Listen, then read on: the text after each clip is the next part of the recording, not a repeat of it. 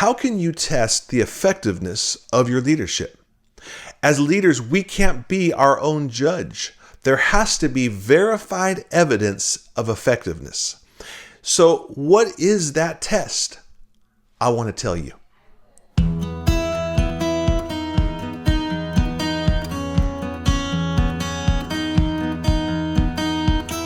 Hey everyone, my name is Matt. I'm a pastor in church ministry, and I've been serving God's church for over 30 years now. And I've started this YouTube channel for pastors, ministry leaders, whether you're on staff or you're a volunteer, that I want to encourage you and develop your skills in pastoral ministry.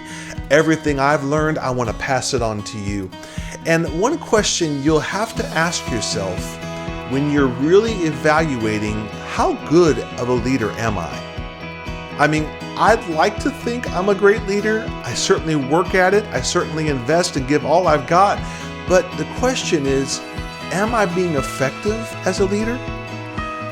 And while I'd like to say yes, I have to see evidence outside of me to really give me an objective, evidential result to say yes or no.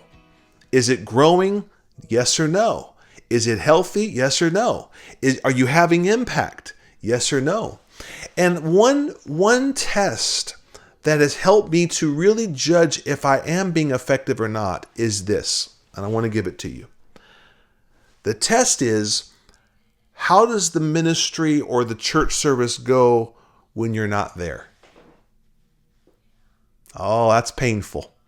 See, I like to lead when I'm there and I can control it and I can get ahead of it and I can perform and make up the difference and stabilize. But when I'm not there at the church or the event, what does the team do? How do the people respond? Was there results? Did it grow? Yes or no?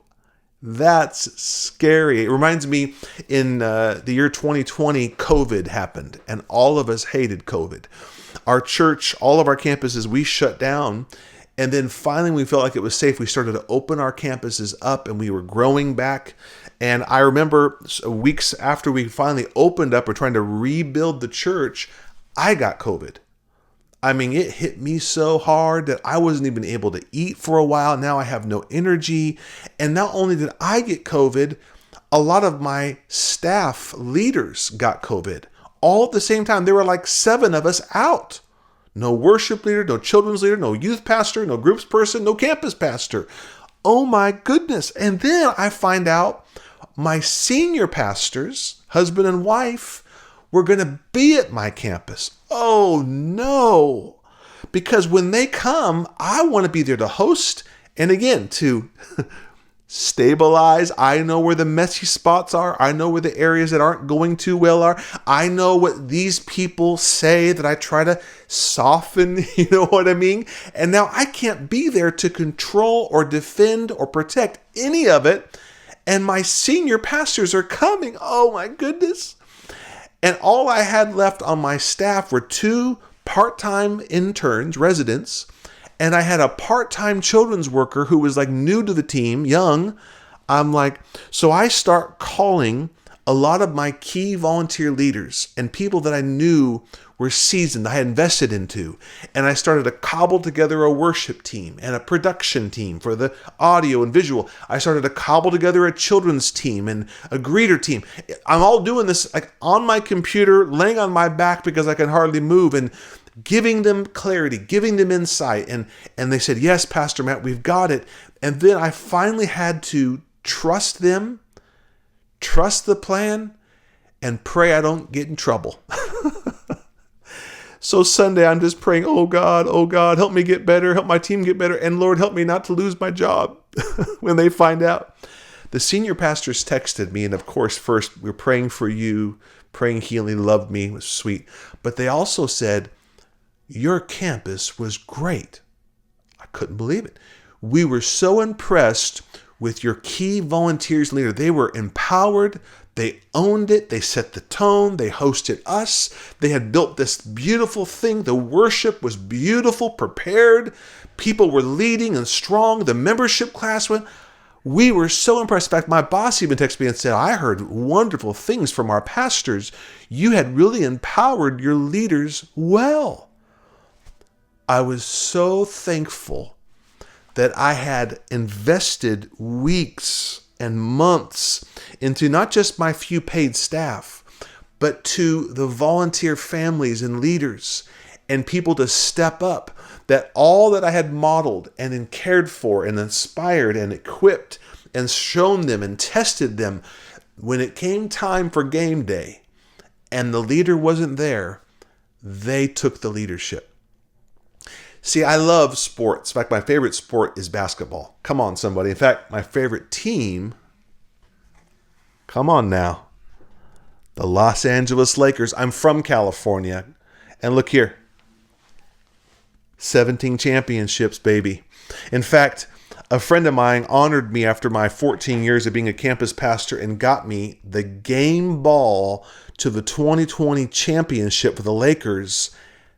LeBron James, Anthony Davis, Rajon Rondo, Alex Caruso, Dwight Howard, all my favorites signed this ball. I keep it in my office. And I love the Lakers.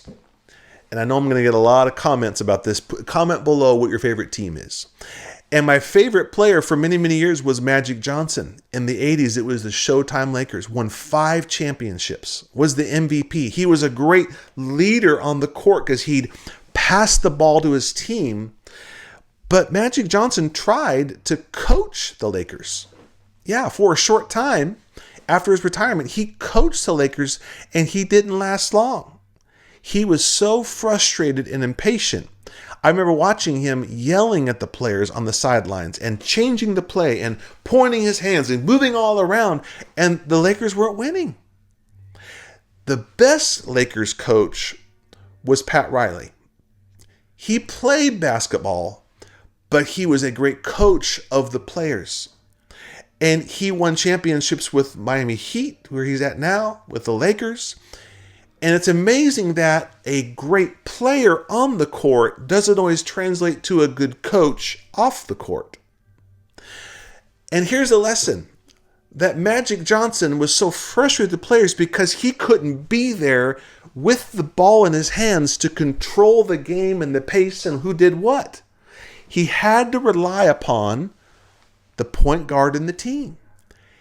And so what a coach does, like Pat Riley, is he spends more of his effort and energy in the practices, in the locker room with the team, in the tape room, watching the tape and evaluating, writing the plays with his player coaches, so that when a good coach has done his or her work weeks and months ahead of time in the preparation and the behaviors and the mindset of the coach and the unity of the team, then when he gets to the game, Pat Riley was famous for standing there and watching it happen.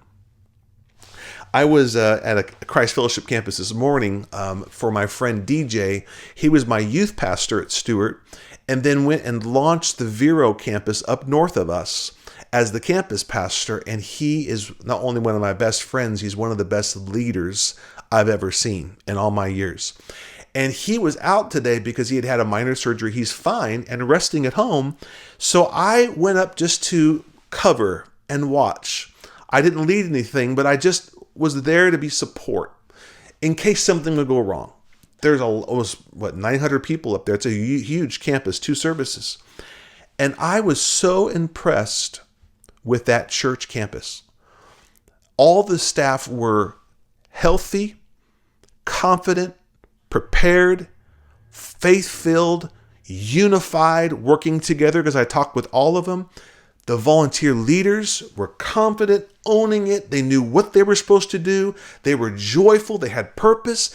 There were volunteers everywhere, outside, inside, early, late, on the platform, off the platform, leading, equipping, working together.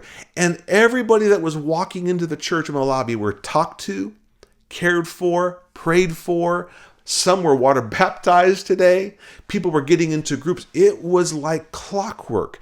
And I thought, my friend DJ wasn't even there to say a word or make a decision, and it went great without him. Why?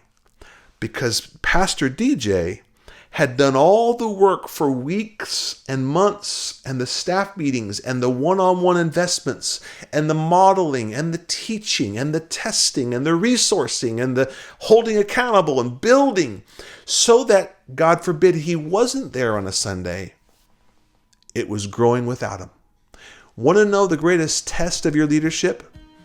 Invest in people at the practice, watch the tapes, meet with them in the locker room, and then test to see how well do they lead and operate without you. And if there's a flaw, if there's a mess, it's all right. Take them back to practice. Take them back to the locker room. Help them watch the tape. You watch the tape, because your best work, coach, is not in the game, on the court. It is off the court, standing and watching them make the play.